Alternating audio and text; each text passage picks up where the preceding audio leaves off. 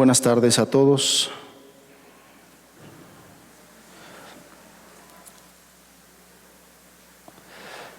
Vamos a continuar con nuestro estudio expositivo del libro de los Hechos de los Apóstoles. Ya llevamos varias semanas, estamos en el capítulo 2. Nos hemos detenido un poquito en el verso número 42 debido a la gran cantidad de cosas que en este versículo Dios nos enseña, principalmente que tienen que ver con la vida de la iglesia. Si bien es cierto que podemos ver en la Biblia y en la palabra de Dios, y lo vamos a estar estudiando porque este mismo libro, el libro de los Hechos, es algo que nos deja ver. Si bien es cierto que la iglesia primera, la iglesia naciente en aquellos tiempos, no era una iglesia perfecta, también es una realidad y es una verdad que en estos pasajes y como en muchos otros, Dios nos deja ver lo ideal de la iglesia, como muchas de las cosas que Él quiere para su iglesia, inclusive en estos días, se ven reflejadas en la iglesia primera, en aquella iglesia naciente en el día de Pentecostés, y bueno, esos primeros días. Entonces, este verso 42 del capítulo 2 que hemos estado estudiando, nos muestra muchas de esas cosas que el Señor quiere en su iglesia y para su iglesia. Entonces, esa es la razón por la cual nos hemos detenido un poco para estudiar este versículo 42. Inclusive sigue en el versículo 43, que es el versículo que vamos a seguir estudiando no hoy, sino más adelante. Y hoy nuevamente vamos a hablar de otra característica. El título de esta enseñanza: la primera iglesia, una iglesia centrada en Cristo. Una iglesia centrada en Cristo. Y leemos el verso 42 del capítulo 2 para ponernos en contexto, recordar el versículo que estamos estudiando, y dice así: perseveraban en la doctrina de los apóstoles, en la comunión unos con otros, en el partimiento del pan y en las oraciones. Padre Santo, seas tú, Señor, muy honrado con una iglesia que vive de esta manera. Así quisiste que fuera en aquellos días, así quieres tú que sean estos, para que tú te lleves toda la gloria, Señor, para que este mundo voltee a verte a ti, porque sin duda estas cosas que leemos en este verso, Señor, es para que el mundo te conozca, te vea a través de lo que tú haces en un puñado de gente llamada iglesia. Señor, seguimos pidiendo tu ayuda para que podamos vivir de esta manera. Cada uno de los que conformamos esta iglesia local aquí en Puebla, pedimos tu ayuda, Señor. Pedimos que nos vengas a asistir, tu Espíritu Santo, tu gracia, tu palabra, Señor, esté influenciando, esté haciendo mella, esté impactando nuestras vidas de tal forma que a cada uno de los que integramos esta iglesia local de la iglesia aquí en Puebla, Señor, el anhelo ardiente, ferviente de vivir de esta manera, Señor, para que te demos gloria, para que te agrademos, Señor. Te pedimos hoy nos ayudes, nos bendigas con tu palabra, nos hagas entender cosas y sobre todo el querer hacerlas, vivirlas, Señor, en el nombre de Jesús. Amén. Hermanos, que no se nos olvide que no porque cada día tenemos un tema diferente, lo tomemos como mero aprendizaje intelectual. Esta es la voluntad de Dios para su iglesia. Esto es lo que Él quiere que su iglesia viva. Esto es lo que Él puede hacer y lo que Él quiere hacer con su iglesia. Entonces, cada una de las cosas que nosotros estamos entendiendo y aprendiendo a través de estos versículos, es necesario que de manera personal estemos buscando al Señor para vivir de esta forma y de esta manera. Esa es su voluntad. Y si es cierto, esta es la forma en la que se ve la iglesia del Señor, pero recuerden ustedes, la iglesia no es el local, la iglesia no son las paredes, la iglesia la conforma todos y cada una de las personas que han sido perdonadas, que han sido salvadas, lavadas con la sangre de Jesús y que el día de hoy forman esta iglesia universal, pero también cada iglesia local. Esta enseñanza es para nosotros. Y esta enseñanza también es porque si ustedes leen más adelante, dice que la gente, el verso 43, si mal no recuerdo, a ver, acompáñenme a leer el verso 43.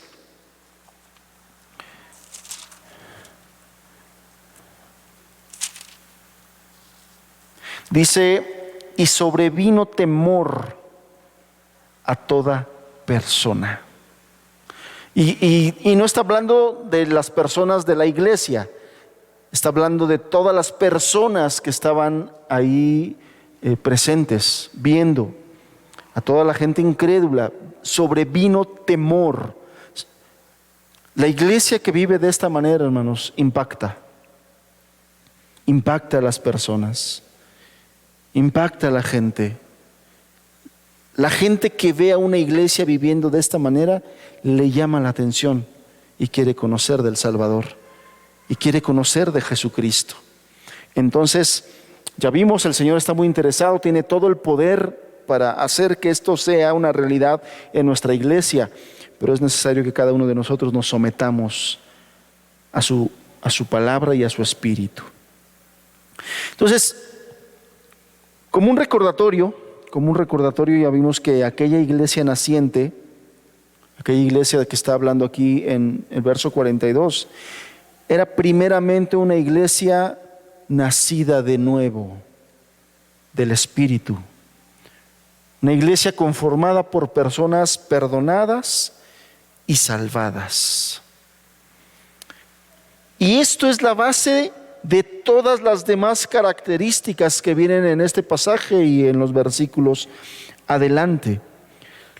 Nada de lo demás, decíamos en aquella ocasión que hablamos de este punto, nada de lo demás puede ser posible. No puede ser posible la comunión, no puede ser posible que sea una iglesia que persevere en la doctrina, no puede ser posible que sea una iglesia que persevere en la comunión, no puede ser una iglesia que esté centrada en Cristo, como lo vamos a ver hoy, porque no le interesa a Cristo a una persona no salva, a una persona no regenerada, no le interesa a Cristo, no le interesa la doctrina, no le interesa la comunión con los hermanos que han sido el objeto de la gracia de Dios igual que ellos. No les interesa nada de eso. No les interesa la oración, como dice aquí que perseveraban también en la oración. No les interesa nada de eso. Todas esas cosas a la gente natural no les interesa. Esas cosas son solamente cosas, y no por decirle cosas estoy minimizando, disculpe la expresión. Todas aquellas son situaciones que solamente le van a interesar a una persona que ha sido regenerada por la palabra y por el Espíritu en la salvación. A nadie más. Siempre hemos puesto este ejemplo, pero bueno, vea usted los lugares vacíos. Y vaya usted a ver otros lugares, los centros comerciales, el súper, el estadio, cualquier lugar, cualquier otro lugar se llena más que los lugares donde se instruye a la comunión, se habla de Cristo. Entonces, esa es la razón por la cual esta primera característica es la base y es el fundamento. Una iglesia que, aunque en esta tierra esté mezclada el trigo con la cizaña, como ya lo vimos, el Señor de la iglesia, Él sí sabe quiénes son sus verdaderos hijos. Él sí sabe quiénes son los verdaderos creyentes. Y estos verdaderos creyentes se manifiestan al mundo a través de sus obras, como lo decía ahorita. Verso 43 dice, y sobrevino gran temor. ¿Por qué sobrevino gran temor? Porque la gente estaba mirando lo que estaba pasando en personas que eran el objeto del amor, del poder y de la gracia de Dios. También vimos que es una iglesia que persevera en la doctrina de los apóstoles. Y esto también es una característica sumamente importante, porque el propósito de la iglesia es claramente revelar la verdad a las personas. O sea, es a través de la iglesia que el evangelio es dado a conocer a las personas. Aunque Dios tiene todo el poder de ir a buscar a las personas, Él así lo diseñó, así lo quiso, y Él quiere utilizar una iglesia conformada por personas salvadas, redimidas, para ir a exponer el evangelio, para ir a hablar de la palabra, para ir a hablar de Jesucristo, para ir a hablar de su amor, de su muerte, de su resurrección, para ir a hablar de las cosas que Él sigue haciendo el día de hoy. Pero para que la iglesia pueda proclamar todas esas cosas, es necesario que conozca todas esas cosas. Y para poder conocer y entender todas esas cosas, es necesario que perseveremos en la doctrina de los apóstoles. Fíjese qué importante. El perseverar en la doctrina de los apóstoles es otro nivel que solamente leer la Biblia. Perseverar en la doctrina de los apóstoles es ir más allá que solamente leer la Biblia. Tenemos que ir más allá que solamente leer la Biblia. Dios diseñó la iglesia para ser un lugar donde su palabra se predique y se explique, pero no solamente en un día domingo como hoy. No solamente desde un púlpito. Él diseñó la iglesia para que cada uno de sus miembros sea un proclamador del evangelio, sea un discipulador de las personas, sea un evangelizador. A lo mejor no todos seremos evangelistas, que eso es un llamado, ese es un don que Dios da a la iglesia, dones hombres. Pero sí todos podemos ser evangelizadores, de hecho tenemos que ser. El llamado del Señor es que cada uno de nosotros, sus hijos, estemos poniendo en nuestro corazón la carga por las almas eternas que se están perdiendo, y oremos, vayamos a buscarlos y les hablemos el evangelio. Qué bueno que cuando Dios salva a una persona y esta persona empieza a caminar en ese amor, en ese entusiasmo, aunque no tiene mucha doctrina, aunque no tiene mucho conocimiento, bueno, pues habla de lo que Dios hizo con él, de las pocas cosas que él ha entendido del evangelio, pero que esas le sirvieron para humillarse delante del Señor y poder ser salvo, y que esas pocas cosas las transmite. Y algunos dicen, bueno, no sé mucho de doctrina, no sé mucha Biblia, pero te puedo decir lo que Dios ha hecho conmigo, te puedo decir lo que yo era y lo que ahora soy por la gracia de Dios. Está bien en un primer momento, pero lo que salva a las personas no es nuestro testimonio. Lo que salva a las personas es el evangelio bendito del Señor. Y entonces nosotros al ir creciendo tenemos que ir aprendiendo doctrina para que, si en un primer momento lo único que podíamos hablar de las personas era nuestro testimonio, lo que Dios hizo con nosotros, vayamos avanzando en eso. Y después pasemos de darles nuestro testimonio a explicarles cómo es que Dios hace eso en las personas, no solamente en nosotros, sino en todas las personas en quien Él quiere depositar esa gracia. Pero nos toca a nosotros, hermanos, nos toca a nosotros explicarle a la gente. Nos toca a nosotros ir, porque ya te diste cuenta, espero yo que ya te diste cuenta que muchos de ellos por sí solos no vienen. Entonces tenemos que ir. Y no solamente invitarlos a venir, porque muchos de ellos te van a poner 1 y 1000 excusas para no venir. Entonces, nosotros tenemos que, ahí donde estamos, hablarles de las buenas nuevas de la palabra de Dios. Porque así Dios diseñó la iglesia. Para eso diseñó la iglesia, para que proclame y explique el evangelio.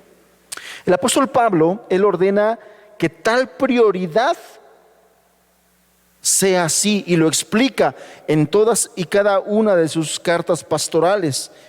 Él, por ejemplo, a Timoteo, ahí en la segunda carta a Timoteo, él le dice: lo que has oído de mí ante muchos testigos, esto encarga a hombres fieles que sean idóneos para enseñar también a otros.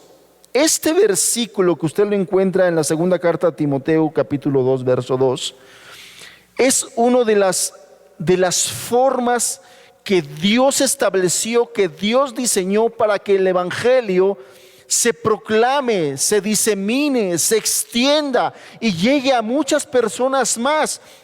Fíjese lo que dice: lo que has oído de mí, Timoteo, oyendo de Pablo directamente, eso que tú oíste de mí ante muchos testigos, es decir, no solamente lo oyó Timoteo, sino que lo oyeron muchas personas más, testigos, ante muchos testigos.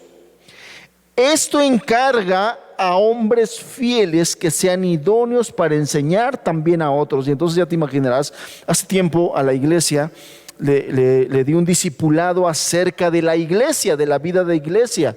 Y yo espero que se acuerden, yo les puse un diagrama donde estaba Pablo, representaba a Pablo, representaba a Timoteo, tomando este versículo como base, muchos testigos, muchas personas más, aprendiendo de Pablo, aprendiendo de Timoteo, y todos aquellos hombres fieles a los que Timoteo agarra y les enseña a todos esos hombres fieles, y luego todos esos hombres fieles enseñan también a otros. Entonces, Pablo, Timoteo, muchos testigos, hombres fieles que enseñan a otros también. Y entonces esto se va diseminando y diseminando, y el evangelio va corriendo y va llegando a muchas personas y va llegando a muchos lugares. No todas las personas se van a salvar, eso es un hecho. No todas las personas a las que llegue inclusive el evangelio se van a salvar. La Biblia es clara cuando dice que va a haber muchas personas que van a oír el evangelio, pero no lo van a recibir, lo van a rechazar. Eso lo tenemos claro. Eso debemos tenerlo claro, porque he visto hermanos, hermanas, con muchos ánimos, con mucho fervor, predicándole a una persona y le invierte tiempo, y le invierte oraciones, y le invierte pasajes, y le invierte llamadas, y le invierte muchas cosas, muchos recursos para estarle evangelizando. Y llega un día después de que le invirtió todo esto, cuando la persona le dice: ya no quiero, mejor ya no. Ya tengo problemas con mi esposa, ya tengo problemas con mi esposo, ya tengo problemas con mis padres porque vienes por leer la Biblia. Mejor me voy a regresar a donde estaba antes. Y algunos hermanos, hermanas, pues viene el desánimo, pega definitivamente.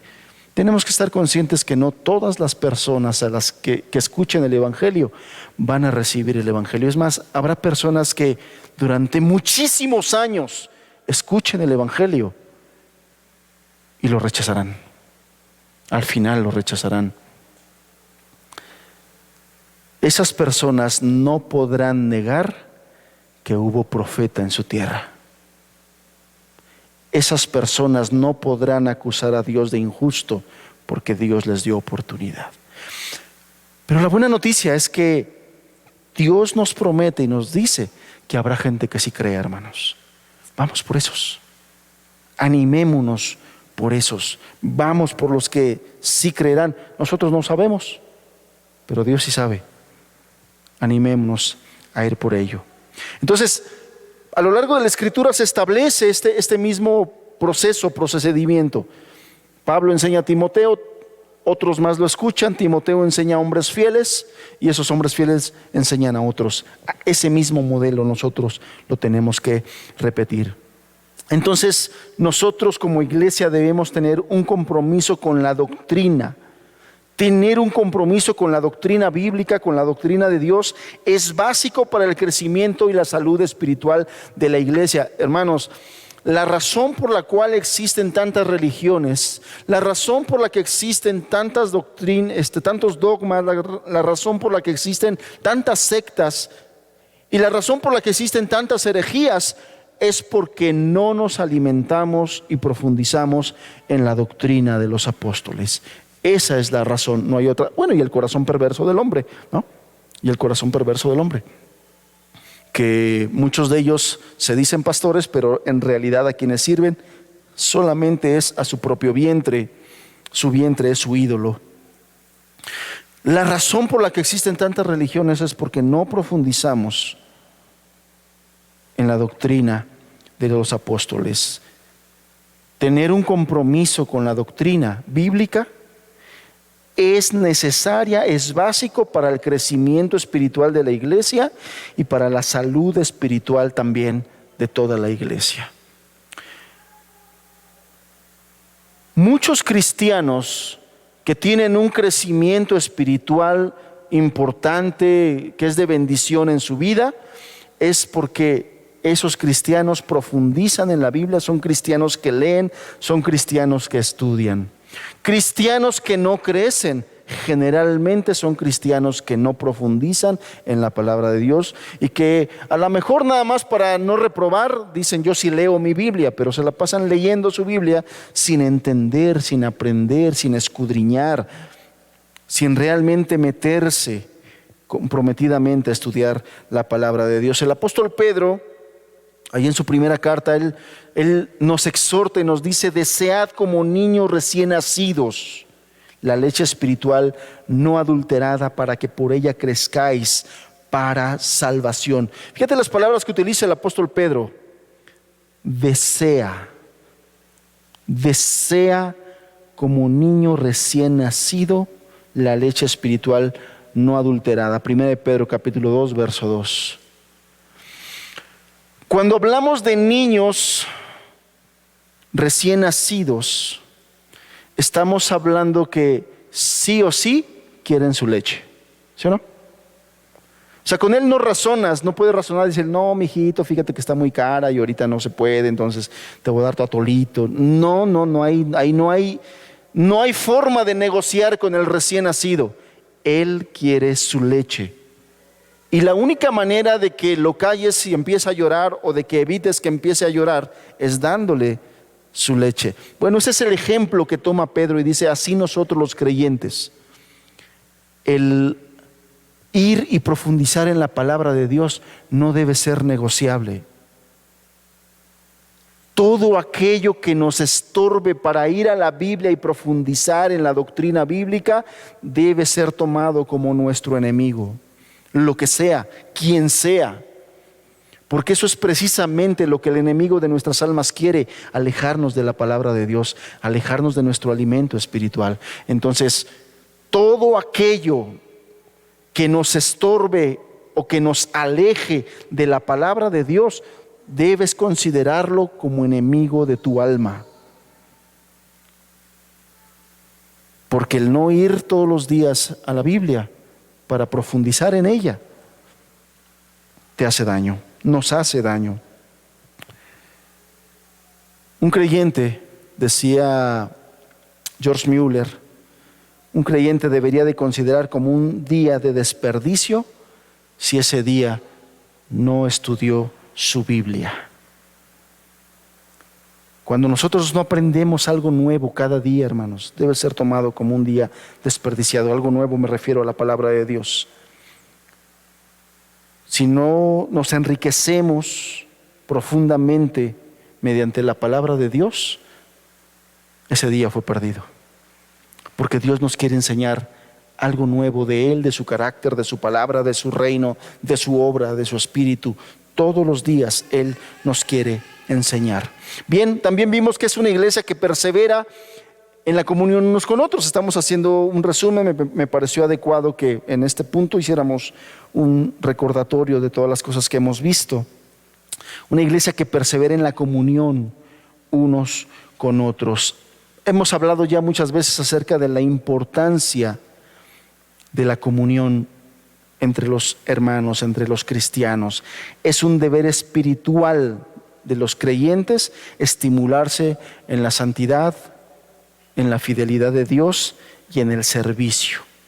Koinonía, lo hemos dicho, comunión es más allá que una camaradería, es tener en común muchas cosas, y quienes reciben a Jesucristo se convierten parte de esta koinonía junto con Él y con todos los demás creyentes. Esta koinonía o esta comunión es algo que solamente se puede tener en común con las personas que han sido igualmente regeneradas, igualmente salvadas, perdonadas, porque es una comunión espiritual, no es terrenal, no es material. Esta koinonía no se puede tener con la gente inconversa, no se puede. O sea, es algo que es como cuando quieres mezclar el agua con el aceite, no se puede. No hay una verdadera koinonía porque es algo espiritual y es algo que solamente se da con las personas que tienen dentro de sí morando al Espíritu Santo. Entonces, esto es muy importante. No se puede tener koinonía me refiero a esta comunión espiritual con gente que no ha nacido de nuevo. Pero es muy importante tenerla con toda la gente que ha nacido de nuevo, que tenemos en común por lo menos las cosas espirituales, porque podemos tener muchas diferencias en otras cosas, pero todas las cosas espirituales las tenemos en común. Esa es una comunión permanente, porque tiene que ver con la vida eterna. Acompáñame a 1 Juan capítulo 1, verso 3.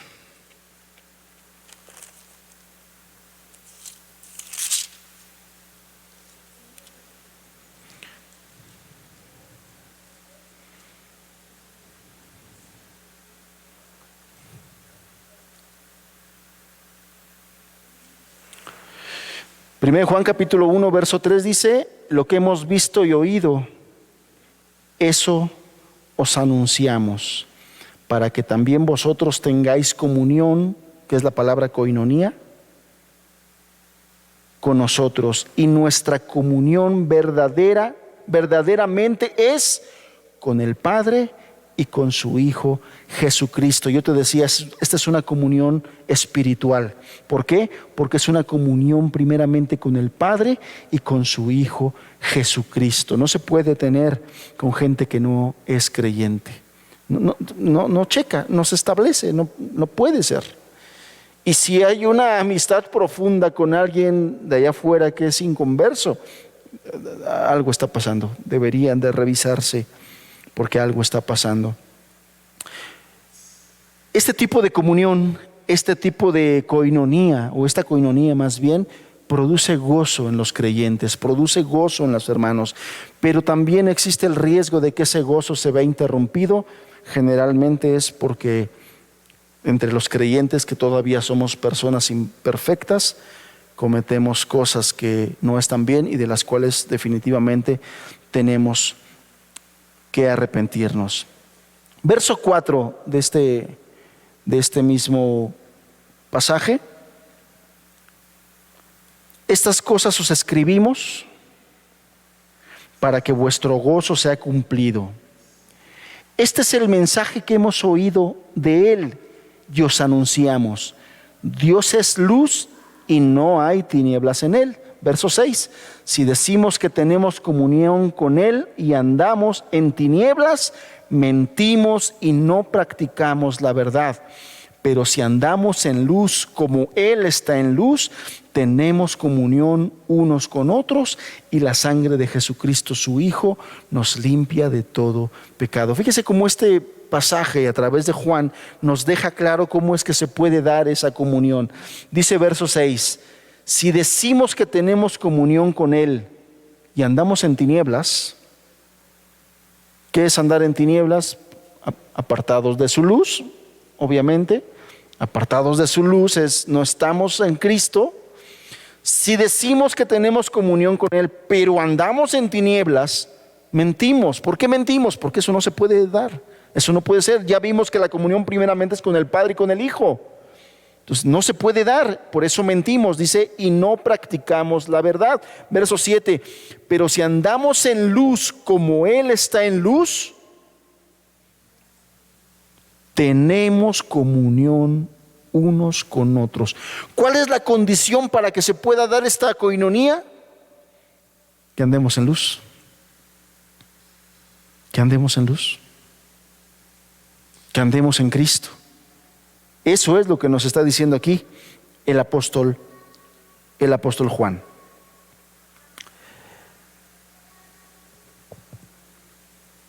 Hemos estado hablando ahora. Esto de la pandemia ha arrojado luz sobre la condición de muchos corazones. Recuerdo que desde aquí, desde este púlpito, hace 2 años, porque estamos cumpliendo 2 años, bueno, la semana pasada cumplimos exactamente 2 años de pandemia. Desde aquí, desde este púlpito les dijimos que esta pandemia iba a revelar lo que había verdaderamente en el corazón de muchos. Y hoy podemos ver con tristeza, sí, que había en el corazón de muchos.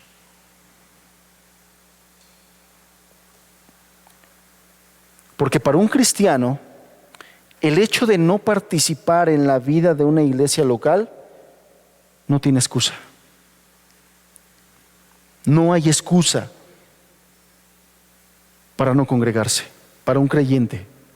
El inconverso tiene muchas excusas, ¿no? Muchas. Pero para el creyente no puede haber excusas. Y menos a estas alturas de la pandemia ya.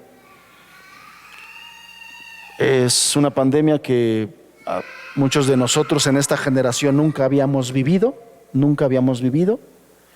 Y bueno, cuando inició, pues estábamos así como que aprendiendo, sondeando, y sí, tuvimos que suspender nuestras reuniones presenciales algunos meses.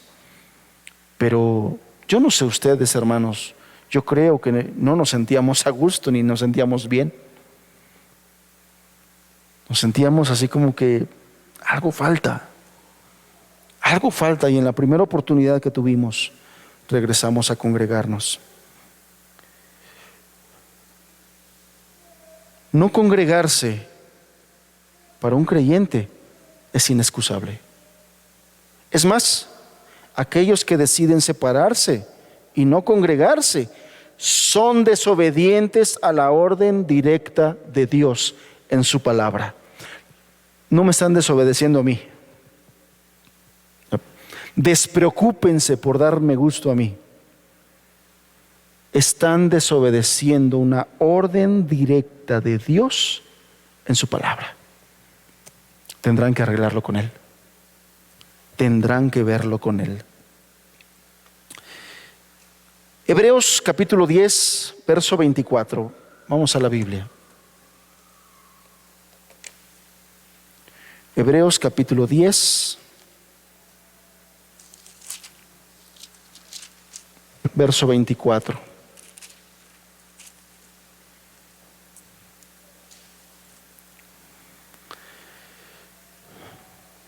Aquí Dios encarga a los creyentes considerémonos unos a otros para estimularnos al amor y a las buenas obras, no dejando de congregarnos, como algunos tienen por costumbre. Y esta pandemia sacó a la luz a aquellos que tienen por costumbre no congregarse, sino exhortándonos, y tanto más cuando veis que aquel día se acerca. Además, manda que nos exhortemos a congregarnos y a estar estimulándonos al amor y a las buenas obras. Y esto que acabo de decir es eso: exhorto a los hermanos que siguen sin congregarse a ser obedientes al mandato del Señor. Y da la razón, tanto más cuando veis que aquel día se acerca. ¿A cuál día se refiere? Al día de nuestra redención, al día en que el Señor vendrá por los suyos, por su iglesia. Y diciendo esto, recuerdo ahorita aquella parábola de las 10 vírgenes.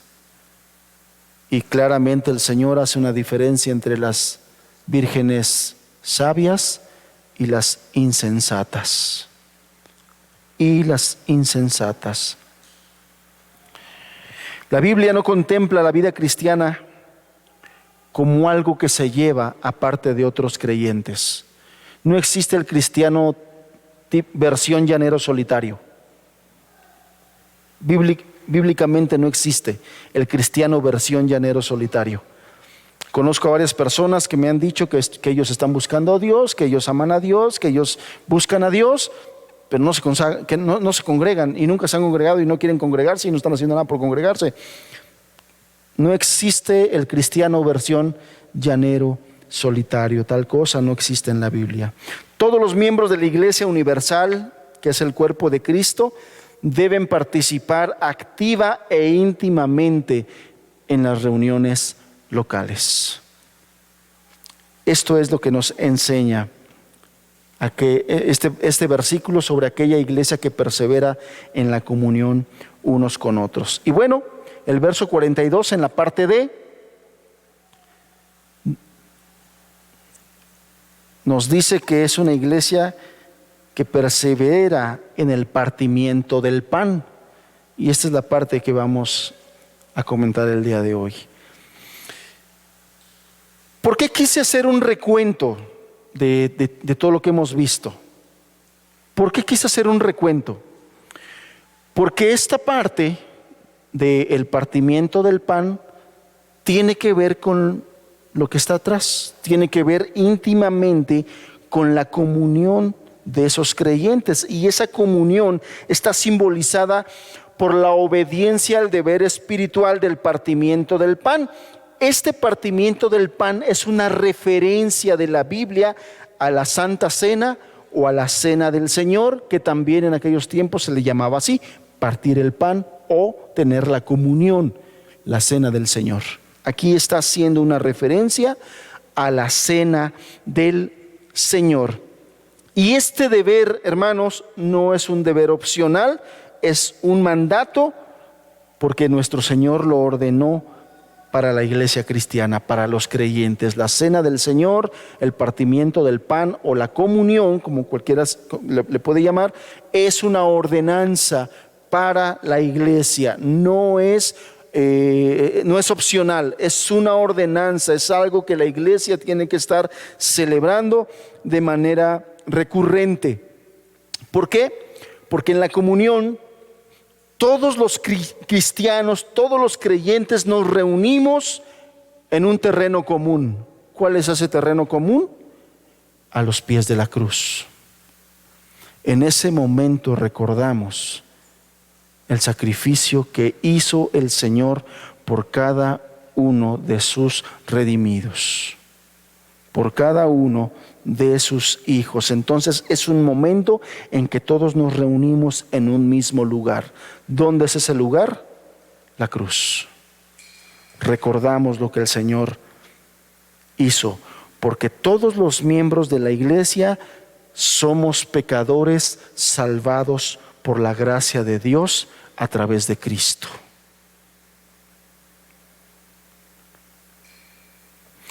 La iglesia primera era una iglesia que perseveraba en esto, que perseveraba en estar recordando el sacrificio del Señor de manera continua, de manera recurrente.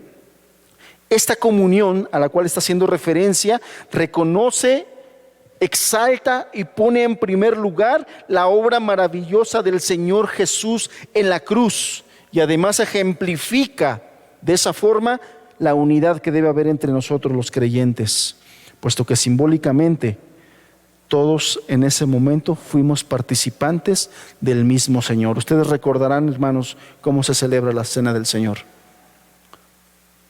Se toma, bueno, en aquel tiempo era un pan sin levadura, se partía y del mismo pan participaban todos los creyentes. Y simbolizaban eso.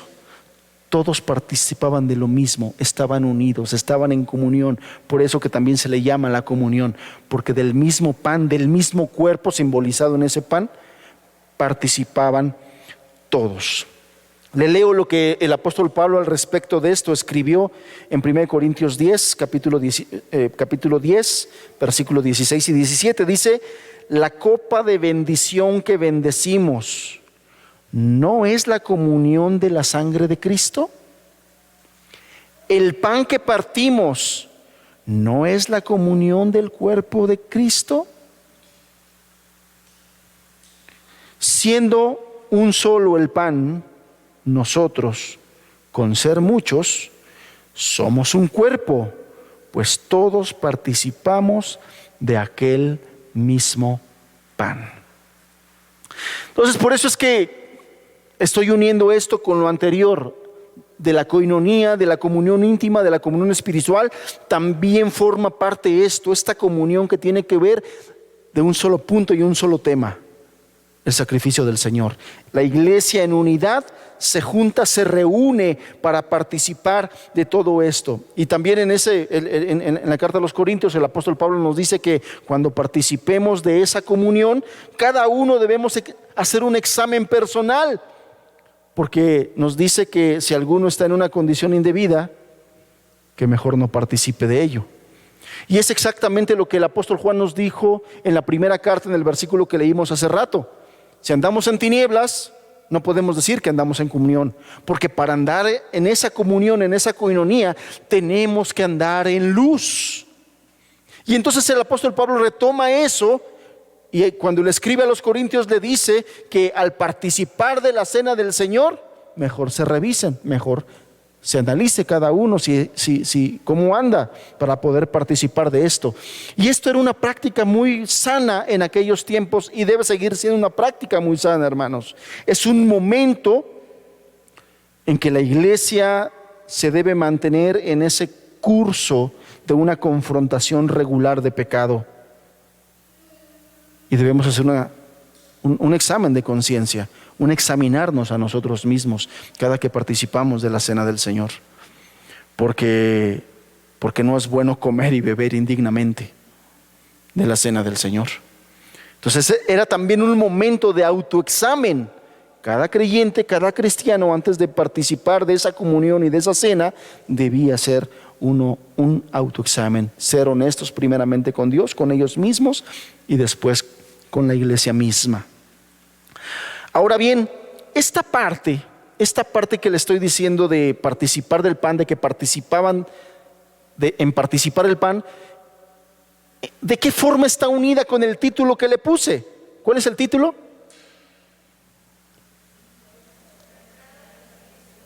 Una iglesia centrada en Cristo. ¿Qué relación hay entre la cena del Señor, en que la iglesia perseveraba en cumplir y celebrar la cena del Señor, con ser una iglesia que está centrada en Cristo? Bueno, pues definitivamente tiene que ver mucho, se lo explico.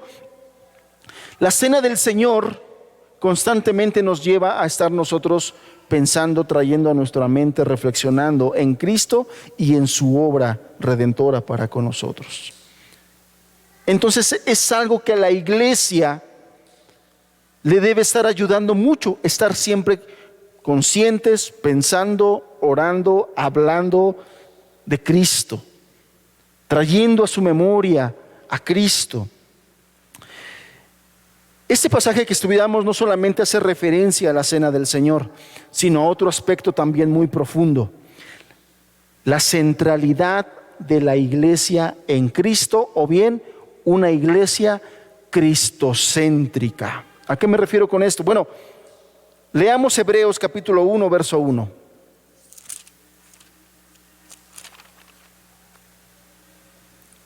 Y fíjese lo que dice este pasaje.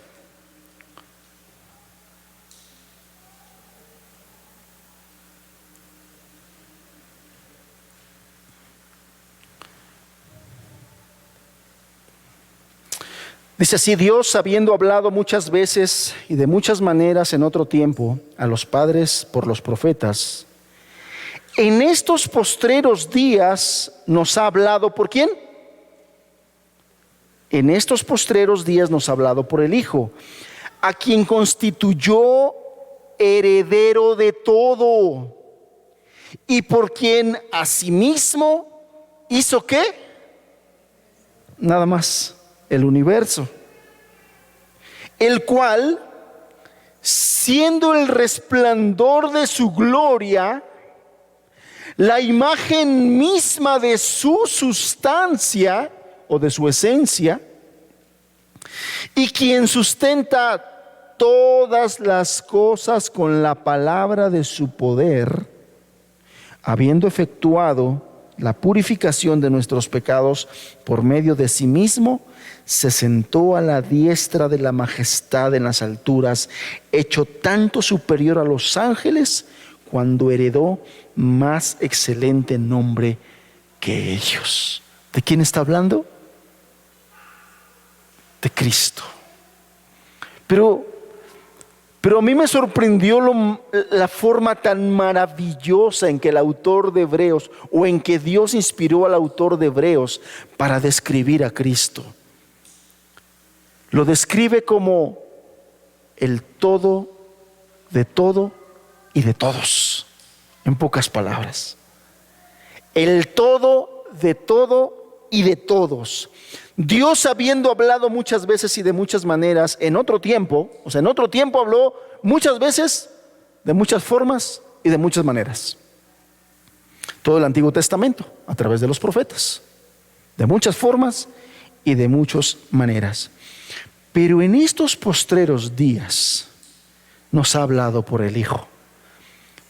Fíjese lo que dice: a quien constituyó, número 1, heredero de todo.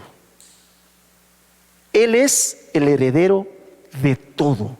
Número 2, por quien asimismo hizo ¿qué? El universo. ¿Y qué constituye el universo? El universo constituye todo lo que hay. Todo. Por Cristo se constituyó el universo y se hizo el universo. Número 3, el cual es el resplandor de su gloria. Cristo es el resplandor de la gloria de Dios. Número 4, la imagen misma de su sustancia. Es decir, ¿quieres ver al Padre? Contempla a Cristo, porque Cristo es la imagen de la esencia de Dios, de la sustancia, y quien sustenta todas las cosas con la palabra de su poder, habiendo efectuado la purificación de nuestros pecados por medio de sí mismo. Este texto, como varios otros, hermanos, nos habla de lo excelentísimo que es el nombre de nuestro Señor Jesús. Lo excelentísimo. Y por eso es que la iglesia debe ser una iglesia centrada en Cristo. El verdadero evangelio es un evangelio centrado en Cristo. Tristemente podemos ver hoy y echar un vistazo en nuestra cultura. Iglesias que hablan de muchas cosas así, hablan de muchas cosas de muchas formas. Pero nosotros, amados, la iglesia de Cristo, Es una iglesia que debe tener siempre en su mente y siempre enfrente a Cristo. Este texto, ¿en qué lugar coloca a nuestro Señor Jesús? En el centro de toda la historia. Él es el motivo de la creación. Su obra es lo más importante que le haya sucedido al universo y su nombre está por encima de cualquier nombre. En ese lugar pone el autor de este texto que leímos a nuestro Señor Jesús. Reflexión. Hermanos, ¿así es nuestra vida? ¿Así es nuestra vida? El centro de la historia, el motivo de la creación, su obra es la más importante que le haya sucedido al universo, su nombre está por encima de todo nombre. ¿Así es en nuestra vida? Su nombre está por encima de cualquier cosa en nuestra vida. Así es nuestra mente y nuestro corazón, hermanos. En nuestra mente y en nuestro corazón, el nombre de Cristo, la persona de Cristo, la obra de Cristo y el evangelio de Cristo está por encima de cualquier cosa. Por eso batallamos con muchos ídolos. Recuerde usted que un ídolo es aquel que ocupa el lugar que solamente le corresponde a Cristo en nuestro corazón. Eso es un ídolo. De repente veo, ya saben, las redes sociales, pues tienes amigos de redes sociales. Y veo cómo todavía hay creyentes de muchos años que cómo le tiran a los ídolos de barro de la religión católica. Y están duro y dándole, pensando que esos son los únicos ídolos. Yo le digo una cosa, en estos 20 y tantos años que tengo de consejería pastoral con personas, me he podido dar cuenta que esos son los ídolos menos peligrosos. Los ídolos más peligrosos son los que cada uno de nosotros nos hacemos de cualquier cosa, de cualquier persona, de cualquier propiedad o de nosotros mismos. Esos ídolos son más peligrosos que el San Juditas, que el San Goloteo y cualquiera de ellos. Hay cosas que nosotros nos hacemos, que nosotros nos formamos, que ponemos por encima de Cristo, y eso es mucho más dañino. Eso hace mucho más daño a la persona misma. Entonces, en este sentido, ese lugar le corresponde solamente al Señor. Y muchos cristianos tenemos los problemas que tenemos las dificultades que tenemos los conflictos que tenemos con otros cristianos o con otras personas o con la familia misma por los ídolos que tenemos. Porque todavía idolatramos muchas cosas. Nuestra persona, nuestro qué dirán, nuestro orgullo, son ídolos. Son ídolos. Y hasta que no los quitemos de ese lugar y nos arrepintamos y pongamos al Señor en el lugar que le corresponde, las cosas se mejorarán. Las cosas agarrarán el camino que debe seguir.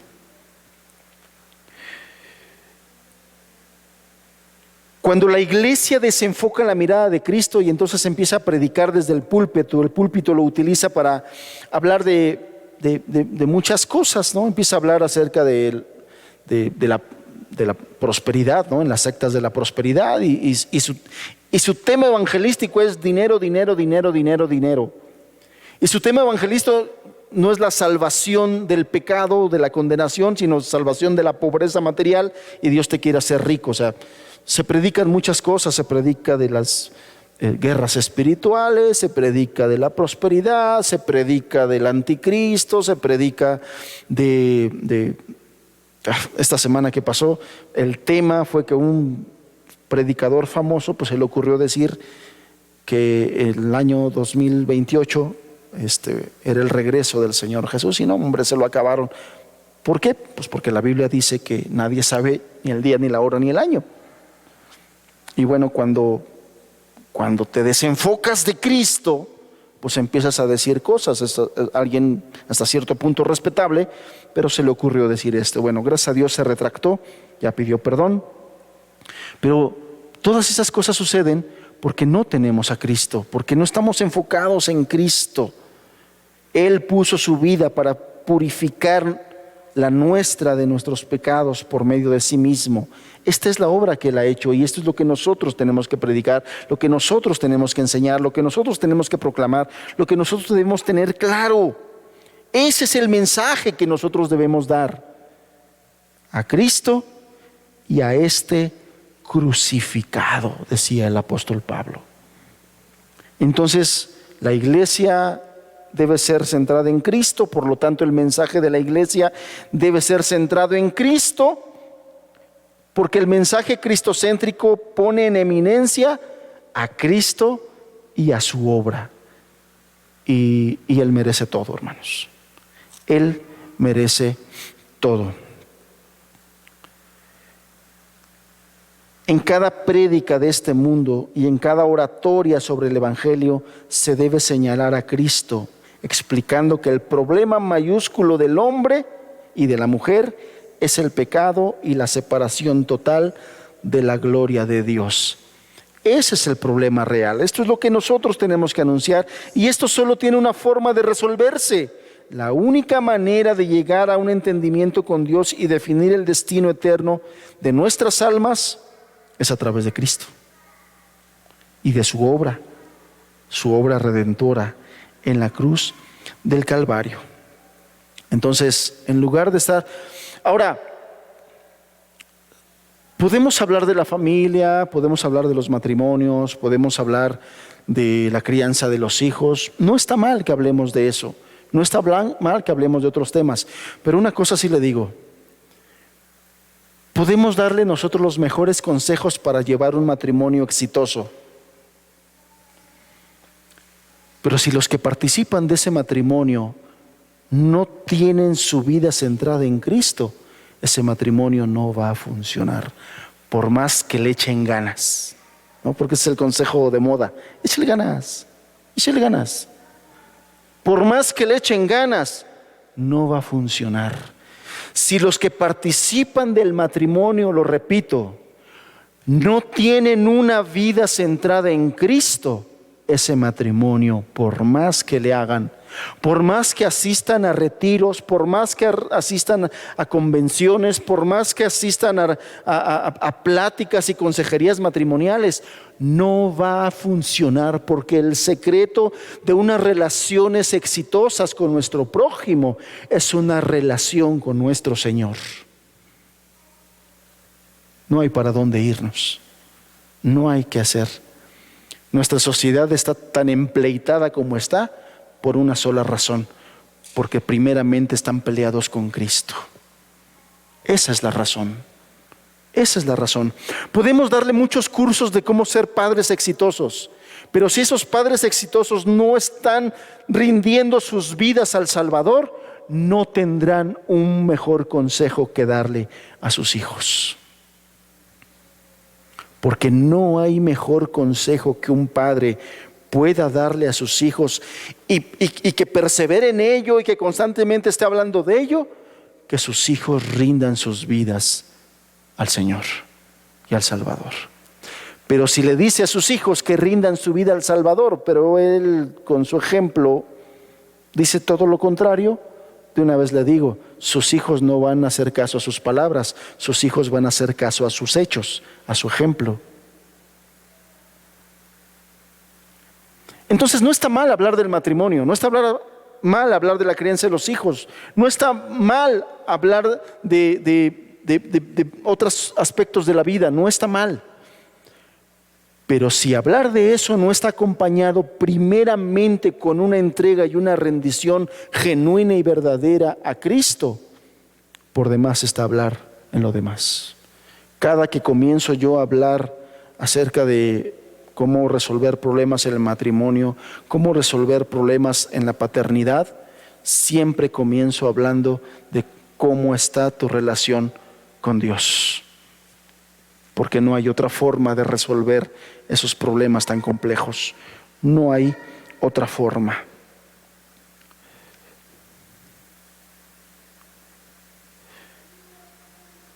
En esta iglesia centrada en Cristo, debe haber un mensaje centrado en Cristo Y la meta de ese mensaje centrado en Cristo es llevar a los pecadores al arrepentimiento, hacerlos bajar al fondo de sus corazones para que puedan pensar en cuán lejos están de cumplir la ley y entonces puedan buscar en humillación y en arrepentimiento a Dios a través de Cristo Jesús. El Evangelio de Cristo nos humilla, destroza nuestras justicias propias y nos lleva a la cruz de Cristo arrepentidos de nuestros pecados. Esto es lo que la raza humana necesita. Y por eso es que la iglesia debe vivir en esto. Cuando el mensaje está centrado en Cristo, nos lleva a nosotros los pecadores a la convicción de pecado y nos hace ver el abismo que sucumbe entre nuestras conductas y un Dios absolutamente santo. Le voy a decir las palabras que dijo un teólogo evangélico llamado John Stott.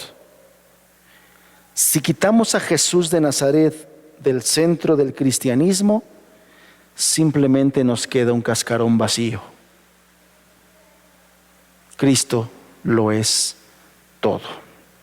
Si quitamos a la persona de Cristo del centro de la fe cristiana, seríamos, como dijo el apóstol Pablo, los más dignos de lástima de todos los hombres. El mensaje que tiene a Cristo como el centro de su predicación siempre va a apuntar al Cordero de Dios que quita el pecado del mundo.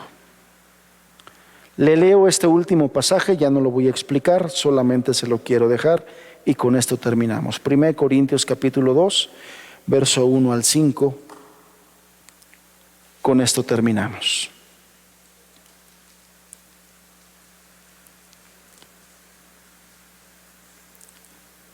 Primera de Corintios capítulo 2, verso 1.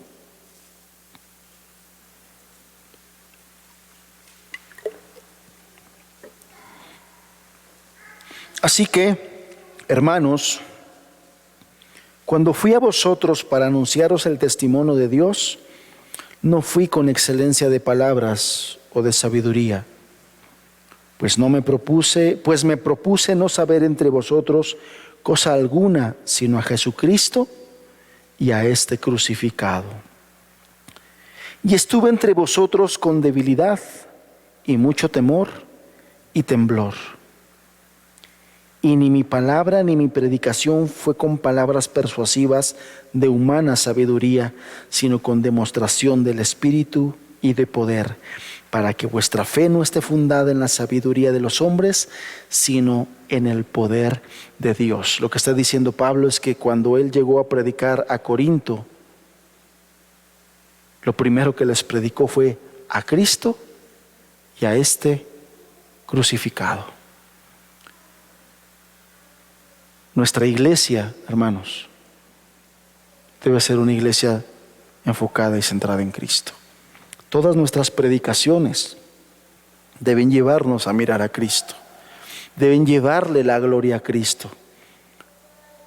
Yo tengo un reto en mi vida. Una de las cosas que más anhelo y deseo es estar aprendiendo acerca de Cristo en el Antiguo Testamento. Qué fácil es ver a Cristo en el Nuevo Testamento, ¿no? Y algunos ni siquiera ahí lo ven. Pero yo le he pedido a Dios que me ayude a mirar a Cristo, a mi Señor, en el Antiguo Testamento. Durante muchos años estudié y vi el Antiguo Testamento desde la perspectiva de Moisés, desde la perspectiva de algunos hombres, de Dios, pero no podía ver a Cristo. Y una de las cosas, les comparto, que tengo como propósito personal es que Dios me ayude a mirar a Cristo en cada pasaje del Antiguo Testamento. Porque el no hacer eso me llevó a errar en mi predicación por muchos años, hermanos. Me llevó a equivocarme en mi enseñanza durante muchos años por no mirar a Cristo aún en esos pasajes. Y te aseguro que Cristo está ahí. Siempre ha estado ahí. siempre, porque Cristo es el propósito de todas las cosas. Cristo ha sido el propósito de Dios desde el principio hasta el final, desde el Génesis hasta Apocalipsis. Cristo ha estado ahí. Que Dios me ayude, porque no me ha sido fácil en algunas ocasiones, pero que Dios me ayude. Hermanos, la iglesia de Cristo, la iglesia primera, era una iglesia centrada en Cristo. Esta iglesia, la iglesia actual, no puede ser diferente. Debe ser una iglesia centrada en Cristo, siempre teniendo a Cristo de frente, delante, enfocado. Y que Dios nos ayude. Padre, gracias por tu palabra. Y como siempre pedimos tu ayuda, Señor, porque podemos descuidarnos tan fácilmente, podemos desviar nuestra mirada tan fácilmente, y en lugar de mostrar, de seguir a Cristo, de mostrar a Cristo, de predicar a Cristo,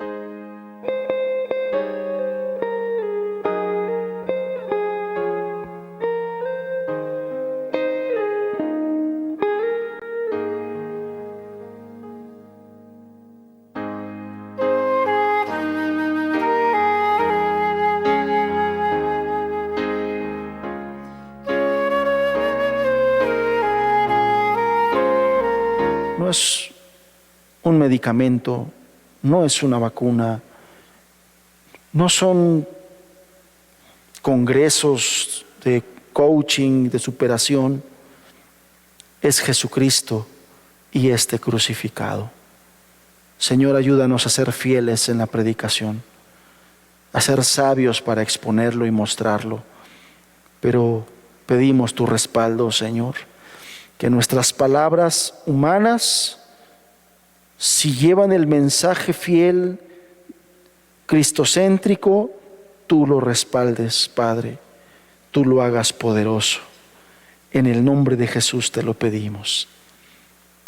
Amén, Señor. Amén.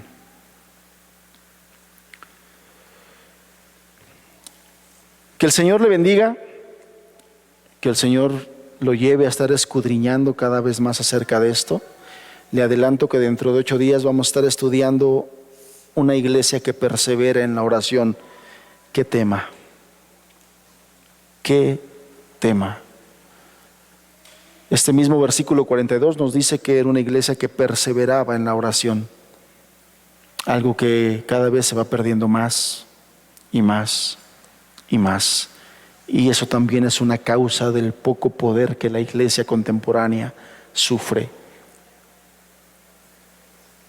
Necesitamos volver a esos tiempos, a esa gracia. Que el Señor nos ayude. Que Dios le bendiga, no falte. Aquí lo esperamos con el favor de Dios. Que tenga muy buena tarde. Hasta luego. A descansar un poquito después de la desmañanada que nos pusieron hoy. Descanse, aproveche, pásela bien con su familia y que el Señor le bendiga.